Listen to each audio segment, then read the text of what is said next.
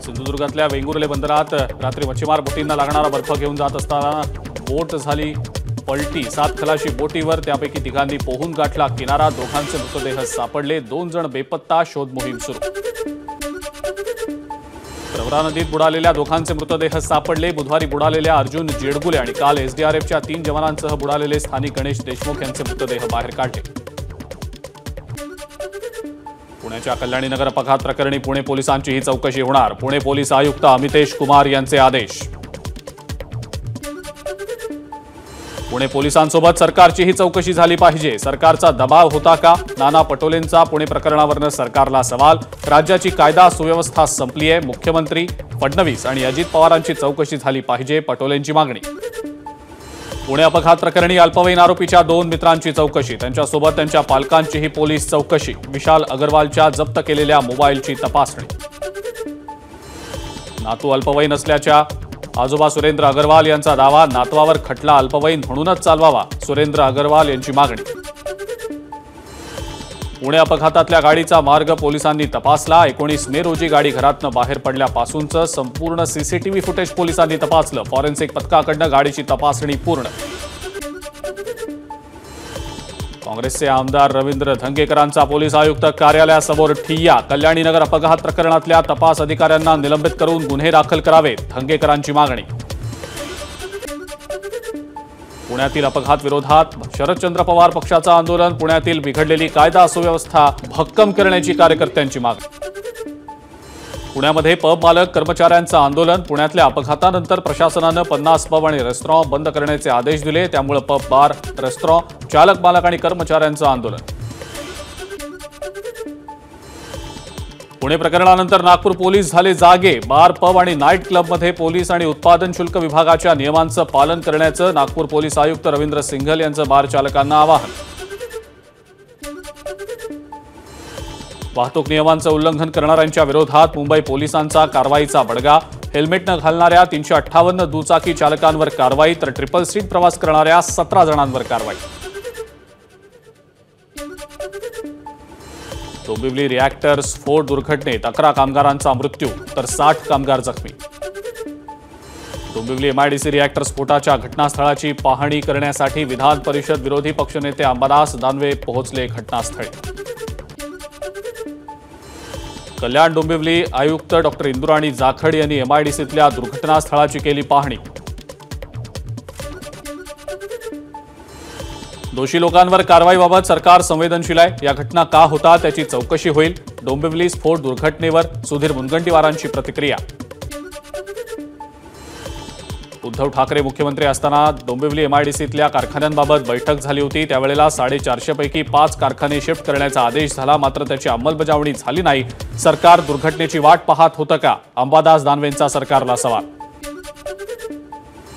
डोंबिवलीतल्या कारखान्यातल्या स्फोटात अनेकांचा जीव गेला। तिथल्या धोकादायक स्थितीची माहिती सरकारकडे आली, तेव्हा ठाकरे सरकारनं ते बंद करण्याचा निर्णय घेतला। मात्र या सरकारनं उद्योगपतींकडनं पैसे घेऊन उद्योग सुरूच ठेवले, नाना पटोलेंची टीका।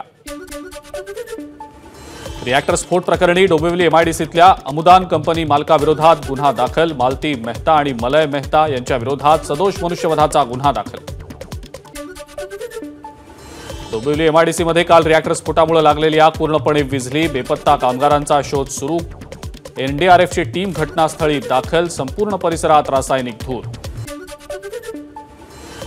कंपनीत रिअॅक्टरचा स्फोट झाल्यानं दुर्घटना। त्या कंपनीत वापरात असलेला बॉयलर नव्हता। डोंबिवली एमआयडीसीमध्ये 90 बॉयलर। अग्निशमन दल अधिकारी धवल अंतापूरकर यांची माहिती।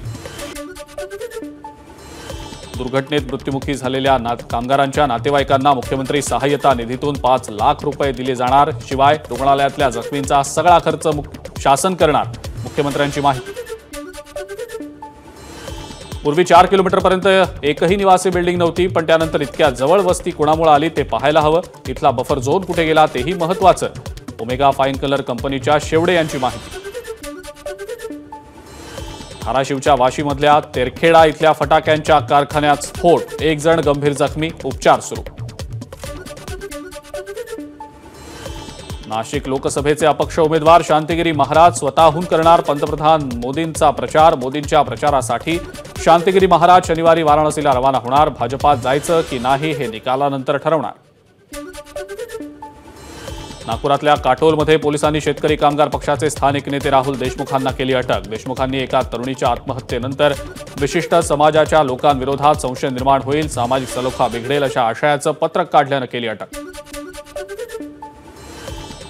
राहुल देशमुखांना अटक झाल्यानंतर राष्ट्रवादी काँग्रेस शरदचंद्र पवार गटातले नेते काटोलचे आमदार अनिल देशमुख काटोलमध्ये दाखल. कार्यकर्त्यांची भेट घेत पोलिसांच्या कारवाईची घेतली माहिती. विदर्भातलं तापमान 45 पार. अकोलामध्ये सर्वाधिक 45.5 अंश सेल्सिअस तापमानाची नोंद. अमरावती, यवतमाळ आणि चंद्रपूरचं तापमान 43 अंश सेल्सिअसच्या पुढे. महाराष्ट्रात गुरुवारी 23,561 मेगावॅट इतका विक्रमी वीज पुरवठा. विजेची टंचाई निर्माण होऊ नये म्हणून ऊर्जामंत्री देवेंद्र फडणवीस स्वतः लक्ष ठेवून. नाशिकच्या गंगापूर धरणामध्ये 25%च पाणीसाठा शिल्लक. गंगापूर धरणात चर खोदण्याचा प्रस्ताव शासनानं फेटाळला. परभणीमध्ये भीषण पाणी टंचाईचं संकट. जिंतूरमध्ये 11 टँकर्सनं पाणी पुरवठा सुरू असून सुद्धा गावकऱ्यांची पाण्यासाठी वणवण सुरू. वाढत्या उष्णतेमुळे भाजीपाल्यांच्या दरात वाढ. उन्हामुळे भाजीपाला शेतातच करपत असल्यानं शेतकरी हवालदिल. लातूरच्या बाजारपेठेत 15 दिवसात भाजीपाल्याचे दर दुपटीनं वाढले. नागपुरात कडक उन्हाळ्यामुळे नागरिक हैराण. पालिकेकडून प्रमुख चौकात ग्रीन शेडची उभारणी. शिवाय छोटे सिग्नल दुपारच्या वेळेत बंद राहणार.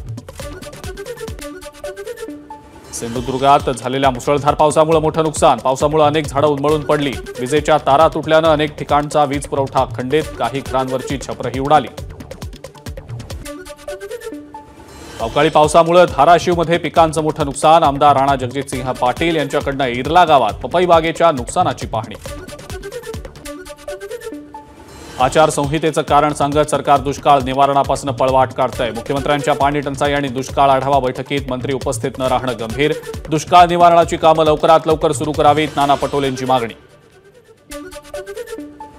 जळगावातील काही गावांना पिण्याच्या पाण्यासाठी नाशिकच्या गिरणा धरणातनं चौथं आवर्तन सोडलं. 2000 क्युसेक्स वेगानं पाणी गिरणा नदी पात्रातनं वाहत असल्यानं नदीकाठच्या नागरिकांना सतर्कतेचा इशारा.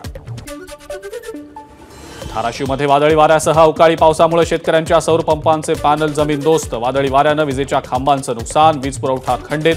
शेतकऱ्यांना शासनाकडनं मदतीची अपेक्षा. सोलापुरात पाण्याचं मोठं दुर्भिक्ष. दक्षिण सोलापूरमधल्या मंद्रुप गावातील शेतकरी रमेश नवले यांनी केळीचं पीक पाण्याअभावी काढून टाकलं. सरकारनं गरीब शेतकऱ्यांकडे लक्ष देण्याची नवलेंची मागणी. नागपूर आणि रामटेक लोकसभा मतदारसंघाची 4 जून रोजी नागपूरच्या कळमना कृषी उत्पन्न बाजार समितीमध्ये मतमोजणी काळात 4 दिवस बाजारपेठ बंद ठेवायला व्यापाऱ्यांचा विरोध. नाशिक पालिकेकडून ईव्हीएम ठेवलेल्या स्ट्रॉंग रूमच्या स्वच्छतेसाठी विशेष पथकाची स्थापना. स्ट्रॉंग रूमच्या स्वच्छतेसाठी 44 कर्मचाऱ्यांची नियुक्ती. पालिकेच्या घनकचरा व्यवस्थापन विभागाची माहिती. आजपासून मुंबई महानगर क्षेत्रासह पुणे, नाशिक, अमरावती, नागपूर या पालिका क्षेत्रातील कनिष्ठ महाविद्यालयांमध्ये 11वीचे ऑनलाईन प्रवेश सुरू. प्रवेशासाठी यंदा 3 नियमित फेऱ्या आणि 2 विशेष फेऱ्या. 10वी आणि 12वीच्या परीक्षांमधनं श्रेणी विषय हद्दपार. परीक्षेतल्या सर्वच विषयांचं गुणांकन पद्धतीनं मूल्यमापन होणार. नियमित विषयांसोबतच कला, शारीरिक शिक्षण आणि व्यवसाय शिक्षण या विषयांचीही प्रात्यक्षिक आणि लेखी परीक्षा होणार. 3री ते 12वीची सगळी पाठ्यपुस्तकं बदलणार. नवा अभ्यासक्रम आराखडा तयार. नागरिकांकडून 3 जूनपर्यंत मागवल्या सूचना. राज्य मंडळाच्या शाळांमधल्या विद्यार्थ्यांना भाषा विषयांच्या अध्ययनात मनाचे श्लोक आणि भगवद्गीतेचा 12वा अध्याय पाठ करावा लागणार. याशिवाय मनुस्मृतीतील श्लोकाचा अभ्यासक्रमात समावेश करण्याचा निर्णय. घाटकोपर, भांडूप, मुलुंड आणि दादर परिसरात आज पाणी पुरवठा बंद राहणार. पाणी पुरवठा सुरळीत झाल्यानंतर 4 ते 5 दिवस पाणी गाळून आणि उकळून वापरावं, पालिकेचं आवाहन. घोडबंदर घाट रस्ता 2 आठवडे बंद राहणार. अवजड वाहनांना 6 जूनपर्यंत बंदी. ठाणे घोडबंदर मार्गावरच्या गायमुख घाटातल्या 700 मीटर लांब रस्त्याची दुरुस्ती करून डांबरीकरण केलं जाणार.